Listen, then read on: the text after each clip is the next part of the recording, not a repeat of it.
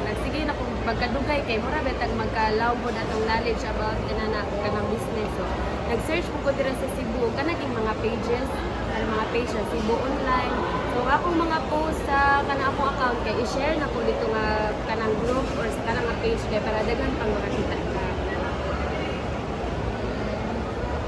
What ways or strategies have you utilized to overcome the difficulties you encounter in utilizing Facebook as a marketing platform? So kuan, wala ra ko nagpada sa kanang kuan, wala ko yung mga palit, walay ratong paglas kaya ako ganing napalit sa online nga kanang supplier kay kanang murag pag-abot sa product kay kanang mga batik gani ang naabot niya. Murag wala ko kabawi sa kung tuhunan gani. So wala gi ko ano to nako, gi okay ra to nako, ginawa na nako sa experience gani nga.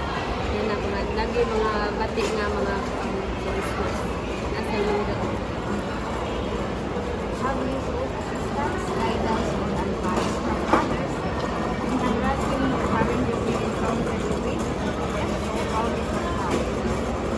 kay wala kay ako ra magid na kanang or di wala ra ko sa mama nga kanang matagay ko kwarta kanang gamay pero ilisan sa na nako ini ka kanang halin kanang para puhunan ra ba ilisan na nako then wala ra sa ko nagkuan ng kanagi ako ra kaugalingon gyud nga kanang laay man kayo magsigirag cellphone so mangita kog lingaw nga kanang murag maka kwarta gani ko sumanang nag-online business.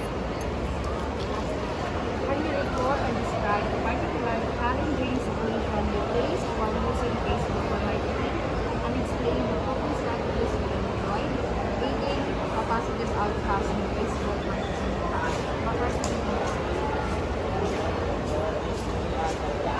On karon kay kanang para sa natong pag usan ako ka kanaging nagkuan kog mga swimsuit nga kanang kuan kanaging panabandol-bandol nga kanang magkuan kay ginagdako nga puhunan.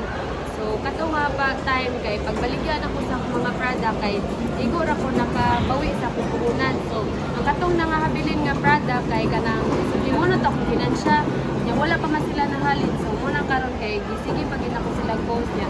Kuto gipang-edit na ko kay para nindot so para mahalin lang din sila. Bahalag ka nang gamay na lagi siya basta mahalin lang.